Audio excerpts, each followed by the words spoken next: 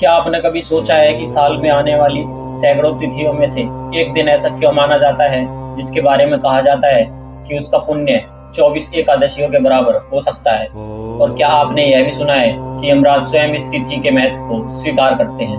लेकिन सबसे बड़ा प्रश्न यह है, क्या निर्जला एकादशी के दिन की गई कुछ गलतियां मनुष्य को उस महान फल से वंचित कर सकती है जिसके लिए ऋषि मुनि तक इसकी महिमा का गुणगान करते हैं?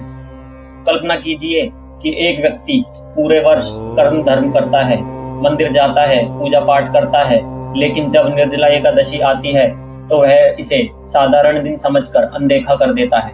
क्या ऐसा व्यक्ति किसी आध्यात्मिक अवसर को खो देता है?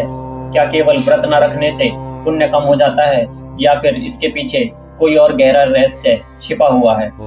सनातन धर्म में एकादशी को भगवान विष्णु की प्रिय तिथि माना गया है, लेकिन निर्जला एकादशी को विशेष स्थान प्राप्त है। यह केवल एक व्रत नहीं, बल्कि आत्म संयम, श्रद्धा और समर्पण की परीक्षा मानी जाती है। यही कारण है कि सदियों से इसकी महिमा सुनाई जाती रही है, परंतु समय के साथ कई लोग इसके वास्तविक उद्देश्य को भूलकर केवल बाहरी नियमों तक सीमित हो गए हैं। कुछ लोग सोचते हैं कि केवल भोजन न करना ही व्रत है। कुछ लोग मानते हैं कि यदि वे व्रत नहीं रख पाए तो भगवान उनसे नाराज हो जाएंगे। वहीं कुछ लोग इस दिन ऐसी गलतियां कर बैठते हैं जिनसे व्रत का आध्यात्मिक महत्व ही समाप्त हो जाता है। लेकिन क्या सचमुच भगवान केवल भूखा रहने से प्रसन्न होते हैं, या फिर वे मन की भावना और आचरण को अधिक महत्व देते हैं? धर्म ग्रंथों में एक ऐसी कथा का उल्लेख मिलता है जिसमें यमराज के समक्ष एक बड़ा रहस्य प्रकट होता है।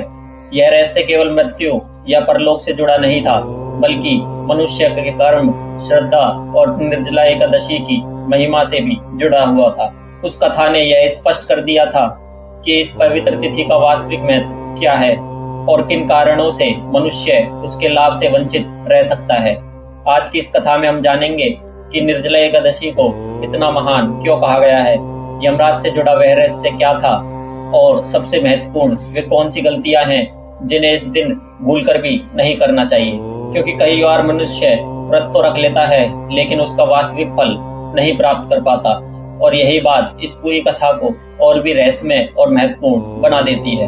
तो अंत तक बने रहिए, क्योंकि आगे जो आप सुनने वाले हैं वह केवल एक धार्मिक कथा नहीं, बल्कि जीवन को नई दिशा देने वाला संदेश है। निर्जला एकादशी को सनातन धर्म की सबसे महत्वपूर्ण और पुण्यदायी एकादशियों में से एक माना गया है।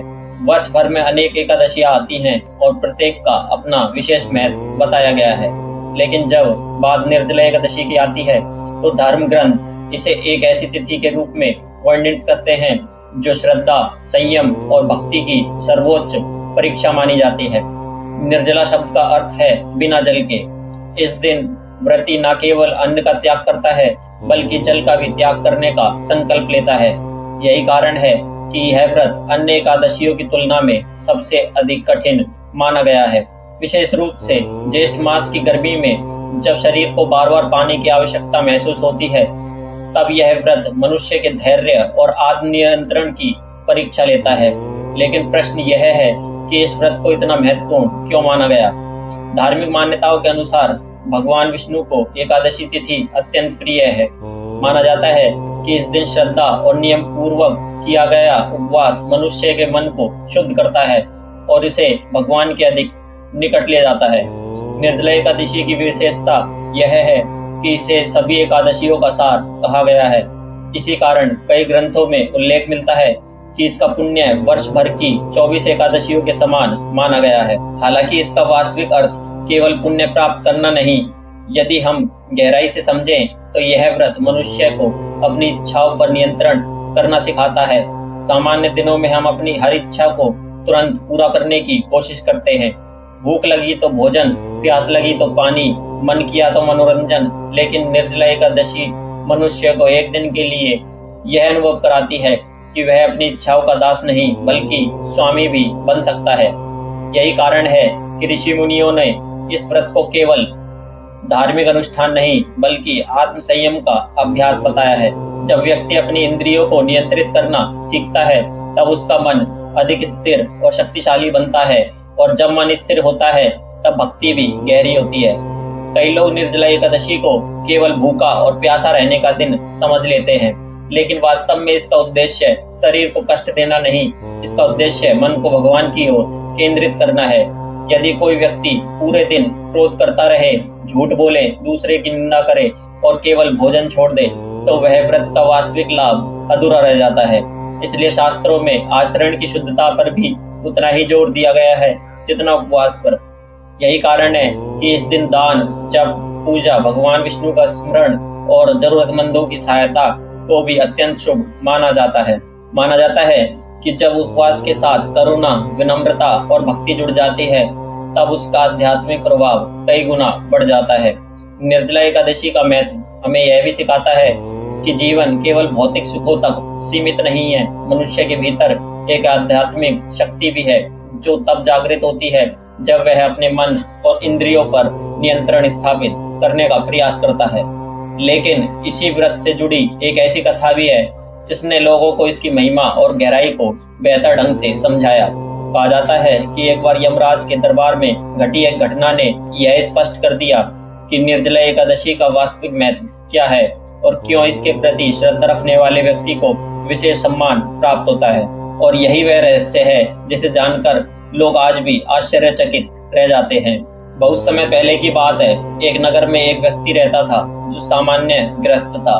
वह कोई बड़ा तपस्वी नहीं था, ना ही कोई प्रसिद्ध विद्वान। वह अपने परिवार का पालन पोषण करता, ईमानदारी से जीवन बिताता और समय समय पर भगवान का स्मरण भी करता था।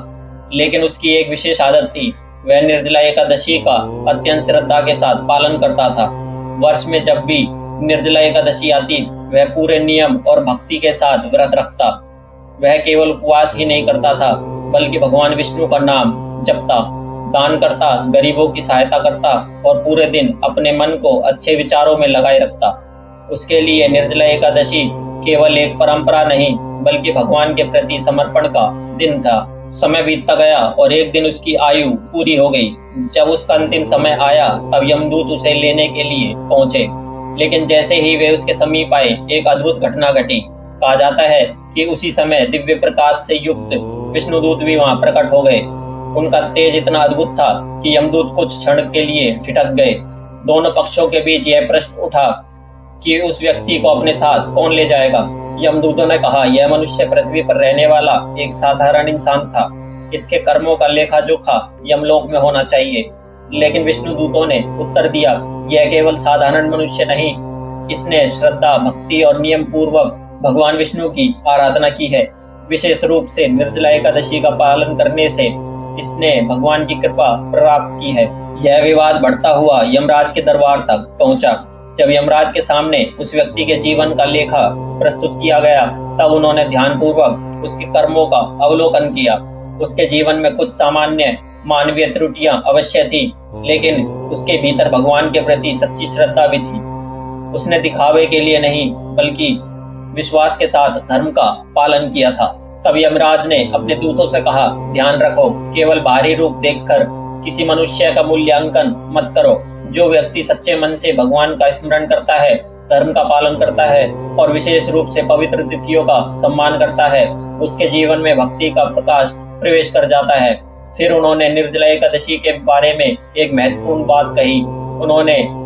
उन्होंने कहा, इस व्रत की महिमा केवल इसलिए नहीं है कि कोई व्यक्ति एक दिन भूखा और प्यासा रहता है, बल्कि इसकी वास्तविक शक्ति उस श्रद्धा में है जिसके साथ यह किया जाता है। यदि कोई व्यक्ति भगवान को याद करते हुए, अपने मन को शुद्ध रखते हुए और दूसरों के प्रति करुणा रखते हुए इस व्रत का पालन करता है, तो उसका आध्यात्मिक लाभ अत्यंत महान होता है। यमराज के ये शब्द सुनकर वहां उपस्थित सभी दूत आश्चर्यचकित रह गए।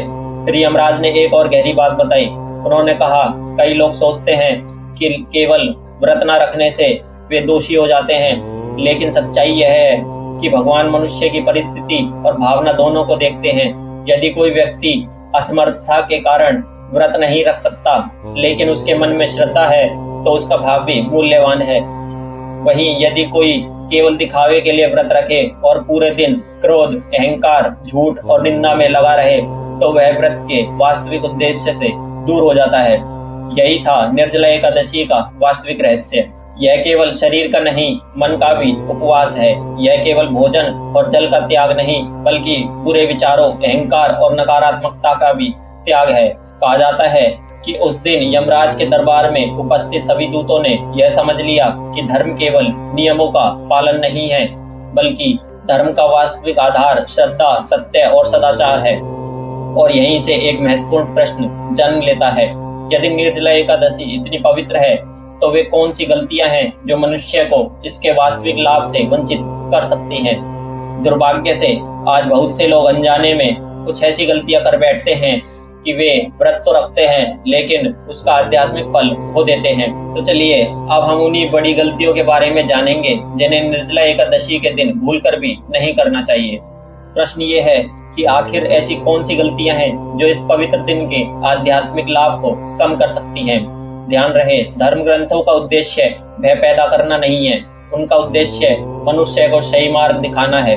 इसलिए इन बातों को चेतावनी नहीं, बल्कि मार्गदर्शन के रूप में समझना चाहिए। पहली गलती, केवल दिखावे के लिए व्रत रखना। कई लोग व्रत तो रखते हैं, लेकिन उनका उद्देश्य भगवान की भक्ति नहीं, बल्कि दूसरों को प्रभावित करना होता है। वे चाहते हैं कि लोग उनकी प्रशंसा करें, उन्हें धार्मिक समझें या उनके त्याग की चर्चा करें। लेकिन जब व्रत का केंद्र भगवान के स्थान पर अहंकार बन जाता है, तो उसका आध्यात्मिक महत्व कम होने लगता है। निर्जला एकादशी का वास्तविक अर्थ है विनम्रता और समर्पण। यदि मन में अहंकार आ जाए, तो व्रत का मूल उद्देश्य ही समाप्त हो जाता है। दूसरी गलती, क्रोध और कटुवाणी। बहुत से लोग भोजन का त्याग तो कर देते हैं, लेकिन उनके व्यवहार पर नियंत्रण नहीं रख पाते।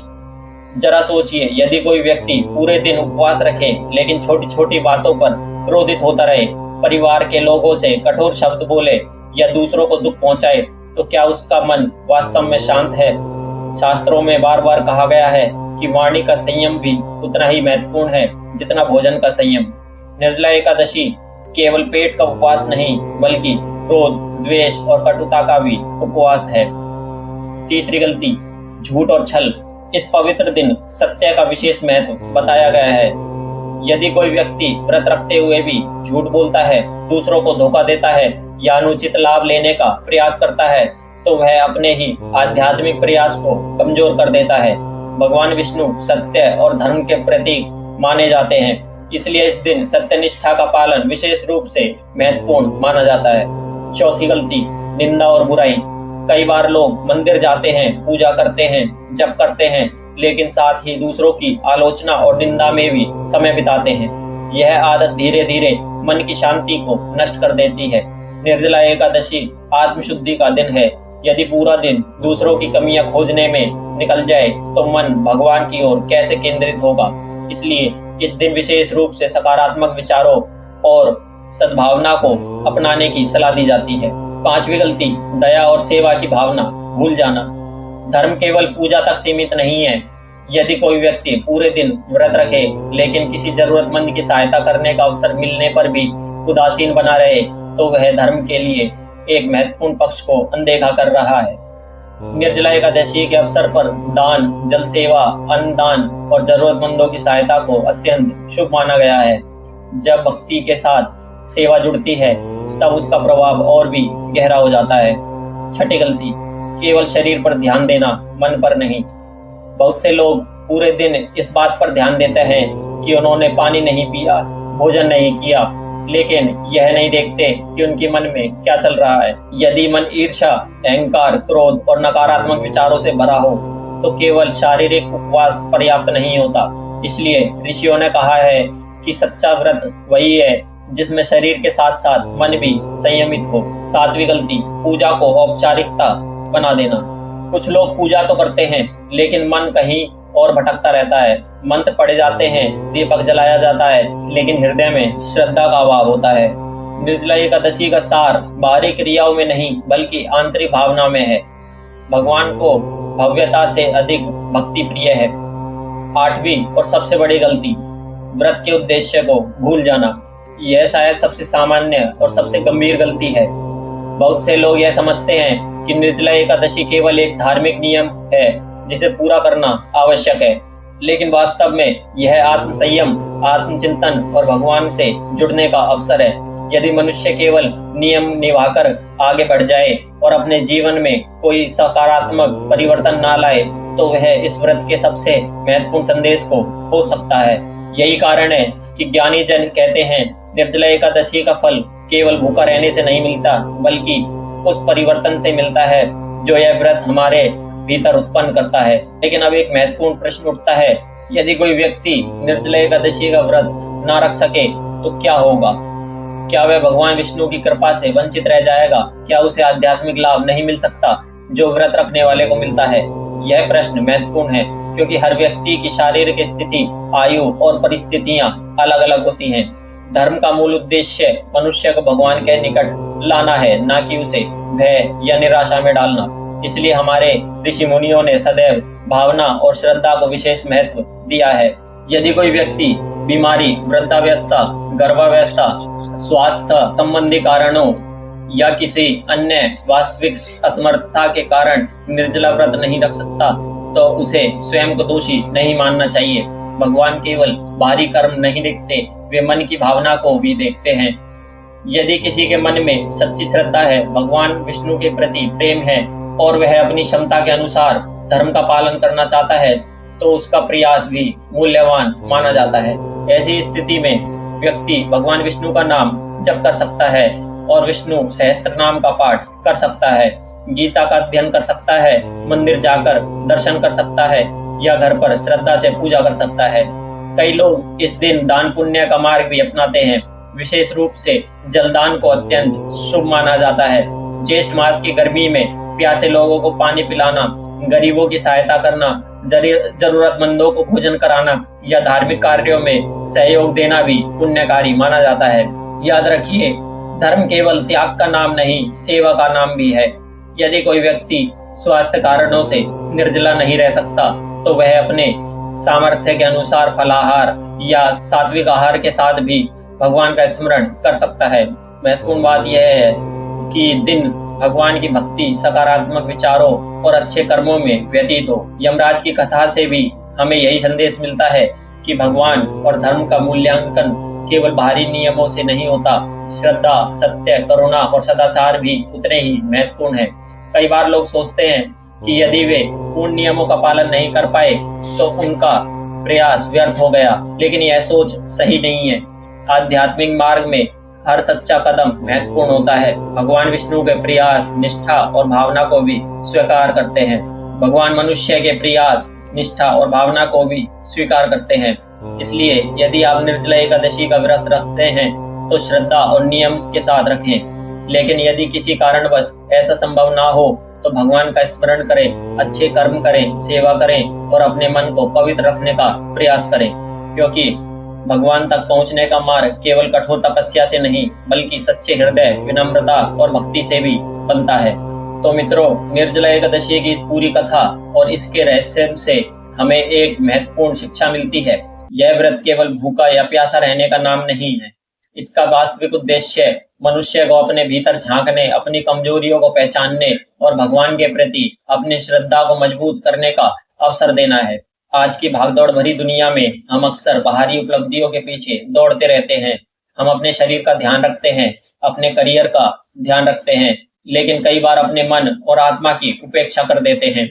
निर्जला एकादशी हमें याद दिलाती है कि जीवन केवल भौतिक सुखों तक सीमित नहीं है। मन की शांति, आत्म संयम और ईश्वर से जुड़ाव भी उतने ही आवश्यक है। यमराज की कथा का सबसे बड़ा संदेश भी यही है कि भगवान केवल बाहरी कर्म नहीं देखते बल्कि मनुष्य की भावना और नियत को भी देखते हैं। यदि कोई व्यक्ति श्रद्धा, सत्य, करुणा और भक्ति के साथ जीवन जीने का प्रयास करता है तो उसका हर छोटा प्रयास भी मूल्यवान बन जाता है। साथ ही यह भी याद रखना चाहिए कि धर्म का मार्ग भय का नहीं, प्रेम का मार्ग है। निर्जला एकादशी का महत्व इसलिए नहीं है कि इसे ना करने वाला व्यक्ति भयभीत हो जाए, बल्कि इसलिए है कि यह मनुष्य को एक महान आध्यात्मिक अवसर प्रदान करती है। यह अवसर है स्वयं को बेहतर बनाने का, अपने मन को शुद्ध करने का और भगवान विष्णु के चरणों में अपनी श्रद्धा को अर्पित करने का। यदि आप यह व्रत रखते हैं तो इसे केवल एक नियम की तरह ना निभाएं, इसे आत्मचिंतन, सेवा, दया, सत्य और भक्ति के साथ जोड़ें। और यदि किसी कारणवश आप व्रत नहीं कर सकते तो भी भगवान का स्मरण करें, अच्छे कर्म करें और अपने जीवन में सकारात्मक परिवर्तन लाने का प्रयास करें। याद रखिए, भगवान को केवल हमारा उपवास नहीं बल्कि हमारा विश्वास भी प्रिय है, और जब विश्वास सच्चा होता है तो साधारण प्रयास भी असाधारण फल देने लगते हैं। इसी संदेश के साथ हम आज इस कथा को यहीं समाप्त करते हैं। भगवान विष्णु की कृपा आप और आपके परिवार पर सदैव बनी रहे। आपके जीवन में सुख शांति, समृद्धि और आध्यात्मिक उन्नति का प्रकाश बना रहे। अगर आपको यह कथा ज्ञानवर्धक और प्रेरणादायक लगी हो तो इसे अपने परिवार, मित्रों और सभी श्रद्धालुओं के साथ अवश्य साझा करें। वीडियो को लाइक करें, चैनल को सब्सक्राइब करें और बेल आइकन दबाना ना भूलें, ताकि ऐसी ही रहस्यमयी, प्रेरणादायक और सनातन धर्म से जुड़ी कथाएं सबसे पहले आप तक पहुंचती रहे। जय श्री हरि, जय श्री विष्णु।